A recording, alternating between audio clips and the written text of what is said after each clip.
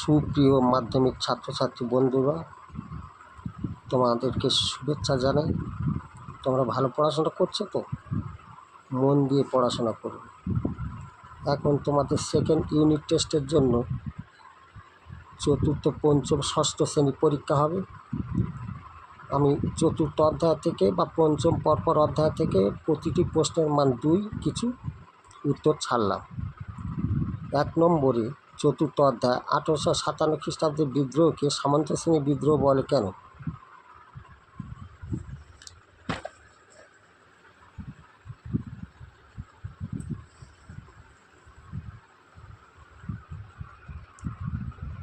Doctor Rajani Palme Dutta, doctor Surendranath Sen, doctor Rameshchandra Majumdar প্রমুখ 1857 খ্রিস্টাব্দের বিদ্রোহকে সামন্ত শ্রেণীর বিদ্রোহ বলেছেন।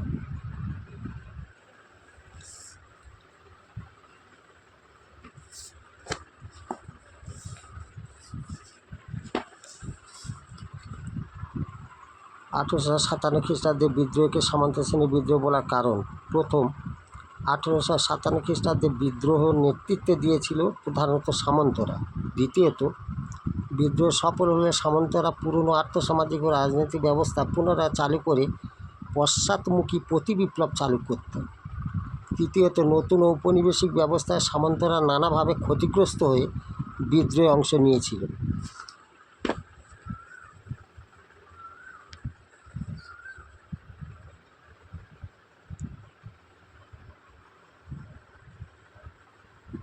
ডক্টর রমেশচন্দ্র মজুমদারের মতে এই বিদ্রোহ ছিল অভিজাততন্ত্র ও সামন্ততন্ত্রের মৃত্যুকালীন আর্তনাদ। মন্তব্য হিসেবে বলা যায় বা ইতিকথা, তবে এই মতও অধিকাংশ ক্ষেত্রে গ্রহণীয় নয়, কারণ ভারতের অধিকাংশ সামন্তপ্রভু এই বিদ্রোহে যোগ দেয়নি, বরং তারা বিদ্রোহ দমনে অনেক ক্ষেত্রে ব্রিটিশদের সাহায্য করেছিল।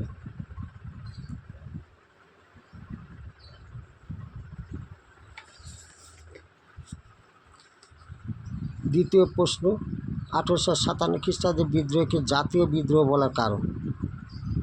সূচনা হিসেবে লিখছি, ঐতিহাসিক হোমস, আউটরাম, ইংল্যান্ডের রাজনৈতিক ব্যক্তিত্ব ডিসরেলি, এমনকি কার্ল মার্কস 1857 খ্রিস্টাব্দে বিদ্রোহকে জাতীয় বিদ্রোহ বলেছেন।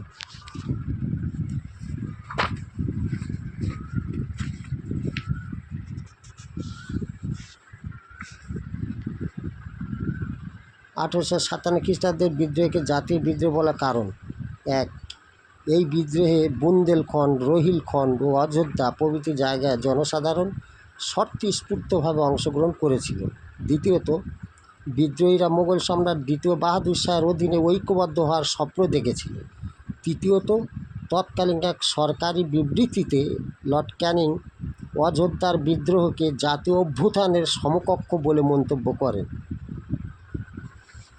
নাম্বার 3, 1857 খ্রিস্টাব্দে বিদ্রোহকে সিপাহী বিদ্রোহ বলা হয় কেন? রবার্টস ম্যালেসন, সৈয়দ আহমেদ খাঁ, দাদাভাই নওরোজি প্রমুখ 1857 খ্রিস্টাব্দে বিদ্রোহকে যে যুক্তিতে সিপাহী বিদ্রোহ বলেছেন তা হল: 1857 খ্রিস্টাব্দে বিদ্রোহকে সিপাহী বিদ্রোহ বলার কারণ: প্রথমত, সিপাহীদের তীব্র ক্ষোভের কারণে ভারতীয় সিপাহীরা এই বিদ্রোহের সূত্রপাত করেছিল। 2. দেশের রাজনৈতিক সংগঠন ও শিক্ষিত মধ্যবিত্ত জনগণের এই বিদ্রোহ থেকে দূরে ছিল। তৃতীয়ত, ভারতের বৃহত্তর এলাকায় এই বিদ্রোহের কোনো প্রভাব পড়েনি। চতুর্থত, এই বিদ্রোহ গণ অভ্যুত্থানের উপাদান ছিল না।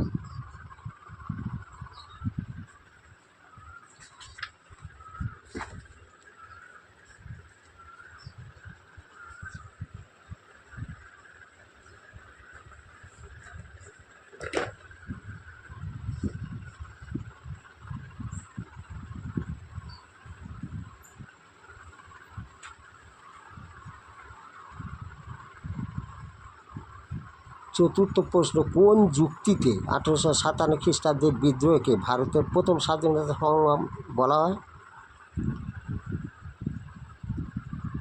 বি নায়ক দামোদর সাভারকর 1857 খ্রিস্টাব্দে বিদ্রোহকে ভারতের প্রথম স্বাধীনতা সংগ্রাম বলেছেন। এর পেছনের যুক্তিগুলি হলো: 1857 খ্রিস্টাব্দে বিদ্রোহকে ভারতের প্রথম স্বাধীনতা সংগ্রাম বলার কারণ, প্রথমত বিদ্রোহীরা যেভাবে মোগল সম্রাট দ্বিতীয় বাহাদুর শাহকে সম্রাট বলে ঘোষণা করে ঐক্যবদ্ধ হওয়ার কথা বলেছিলেন, তাতে স্বাধীনতার আকাঙ্ক্ষা স্পষ্ট ছিল।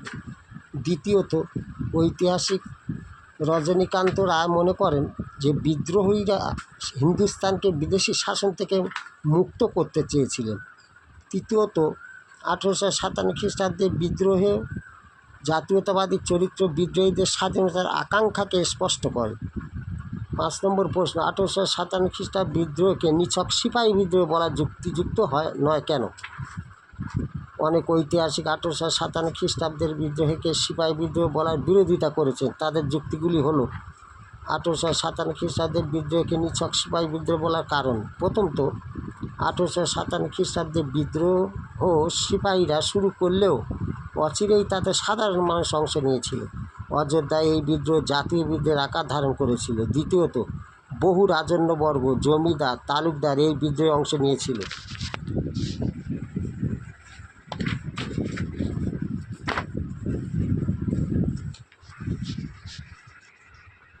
তৃতীয়ত, দ্বিতীয় বাহাদুর শাহকে সম্রাট বলে ঘোষণা করে বিদ্রোহীরা স্বাধীনতার আকাঙ্ক্ষা স্পষ্ট করেছিল। 6 নম্বর প্রশ্ন, ইলবার্ট বিল কি? ইংরেজরা এর বিরোধিতা করেছিল কেন?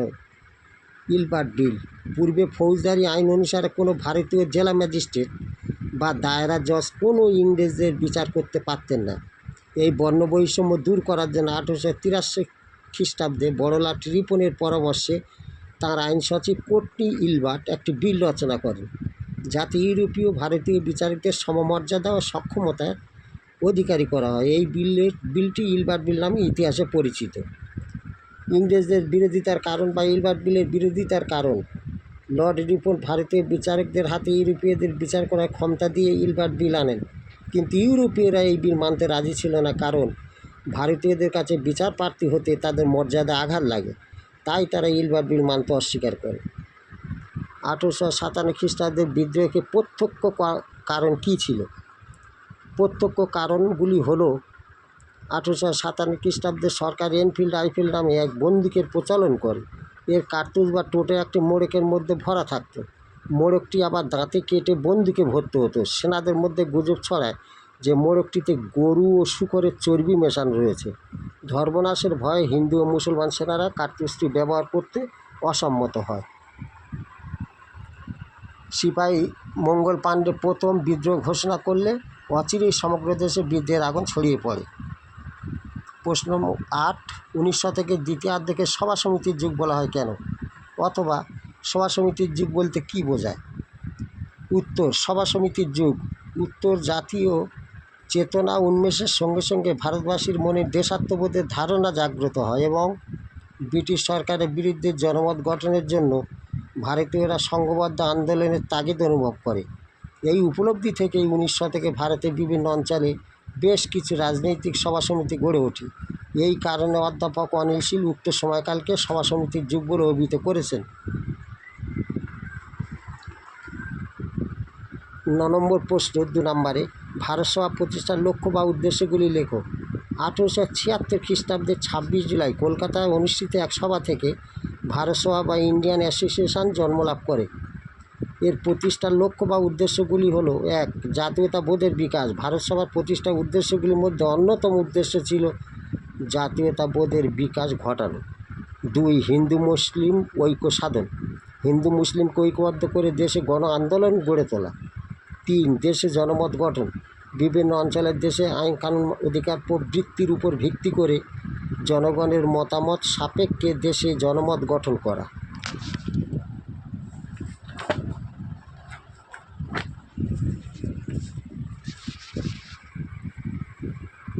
হিন্দু মেলা প্রতিষ্ঠার 2টি উদ্দেশ্য লেখো। 1867 খ্রিস্টাব্দে নবগোপাল মিত্র কর্তৃক প্রতিষ্ঠিত হিন্দু মেলার উদ্দেশ্যগুলি হলো: 1 নম্বর, হিন্দুদের মধ্যে দেশাত্মবোধ সৃষ্টি, জাতীয় ভাবের প্রসার সাধন, দেশাত্মবোধ সৃষ্টি এবং হিন্দুদের মধ্যে আত্মনির্ভরশীলতার মনোভাব গঠন করা।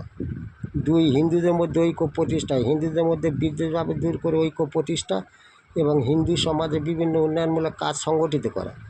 3 নম্বরে, স্বদেশী ভাব প্রচার, স্বদেশী বিদ্যানুশীলনে উৎসাহ দেওয়া, শিল্পকর্মে উৎসাহ দেওয়া এবং এমনকি শরীর চর্চার মধ্যে দিয়েও হিন্দুমেলা দেশবাসীর কাছে স্বাধীনতা প্রচারের চেষ্টা করেছিল। 11 নম্বর প্রশ্ন, আনন্দমঠ উপন্যাস কীভাবে জাতীয়তাবাদী ভাবধারাকে উদ্বুদ্ধ করেছিল তা হলো, ভারত জাতীয়তাবাদী উন্মেষে আনন্দমঠ উপন্যাসের অবদান। 1, দেশপ্রেমেই আসল ধর্ম। এটি স্বদেশপ্রেম, দেশমাতা আদর্শের ধারণার উদ্ভব ঘটায়। কারণ এই গ্রন্থে বলা হয়েছিল দেশমাতা হলেন মা, দেশপ্রেম হলো ধর্ম এবং দেশসেবা হলো পূজা। 2 নম্বর, সন্তান দলের আদর্শ। আনন্দমঠের সন্তান দলের আদর্শ যুব সমাজকে উদ্বেলিত করে তুলেছিল। সন্তান দলের আদর্শে এখানে বহু বিপ্লবী সমিতি গড়ে ওঠে, অনুশীলনী সমিতি তার মধ্যে অন্যতম। 3 নম্বর, বন্দে মাতরম সঙ্গীত। আনন্দমঠ উপন্যাসের জন্মভূমিকে মাতৃরূপে কল্পনা করে রচিত বন্দে মাতরম সঙ্গীতটি ছিল পরাধীন ভারতের জাতীয় সঙ্গীত, বিপ্লবীদের মন্ত্র। 1875। 12 নম্বর প্রশ্ন, 19 শতকে জাতীয়তার বিকাশে ভারতমাতা চিত্রটির অবদান লেখো। 19 শতকে ভারতের জাতীয়বাদ বিকাশের শক্তিশালী প্রতীক হিসেবে মাতৃত্বের ধারণাকে ব্যবহার করে সৃষ্টি হয়েছিল অবনীন্দ্রনাথ ঠাকুরের ভারতমাতা।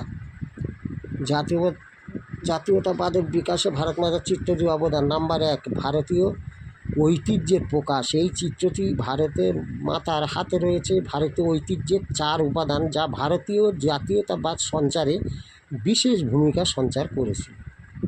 2, মাতৃত্বের ধারণা ও জাতীয়তাবাদ।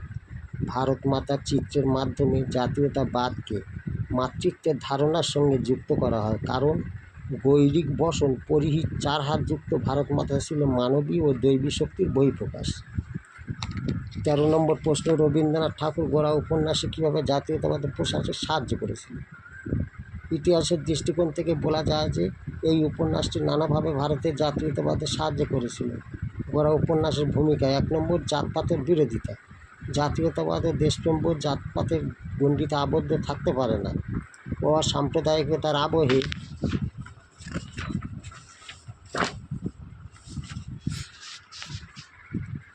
আবহে জাতীয়তাবাদের যে বীজ লুকিয়ে আছে তাই এই উপন্যাসের মধ্যে দিয়ে ব্যক্ত হয়েছে। 2, জাতীয়তাবাদী আবহ সৃষ্টি। প্রকৃত জাতীয়তাবাদের হিন্দু, মুসলিম, ব্রাহ্মণ, চণ্ডাল, ধনী, দরিদ্র, ব্রাহ্ম ও অব্রাহ্মণের মিলনে গড়ে ওঠে, তাই এই উপন্যাস অবলম্বনে দেখানো হয়েছে। 3, ঐক্যের জায়গান। ভারত আত্মার চিরন্তন বাণী ঐক্যের মূর্ছনা, সেই ঝঙ্কার এখানে প্রতিধ্বনিত হয়ে ভারতীয় জাতীয়তাবাদের নিজস্ব রূপ হিসেবে প্রতিভাত হয়েছে। মহারানী ঘোষণার মূল উদ্দেশ্য কী ছিল? মহারানী ঘোষণা কী? 1858 খ্রিস্টাব্দে 1 নভেম্বর এলাহাবাদে এক দরবারে আয়োজন করে মহারানী ভিক্টোরিয়া ভাইসরয় লর্ড ক্যানিংয়ের দ্বারা ভারতবাসীর কাছে কোম্পানির ক্ষমতা হস্তান্তরের কথা এক ঘোষণাপত্রের মাধ্যমে পেশ করেন। এই ঘটনাই মহারানীর ঘোষণাপত্র নামে পরিচিত। ভারতীয়দের বিভিন্ন সুযোগ সুবিধা দানের প্রতিশ্রুতিযুক্ত মহারানীর ঘোষণাপত্রে ভারতীয়দের কাছে ম্যাগনা কাটা হলেও তা ছিল বাস্তবে রাজনৈতিক ধাপ্পা, ভিন্ন কিছু ছিল না। Thank you for watching.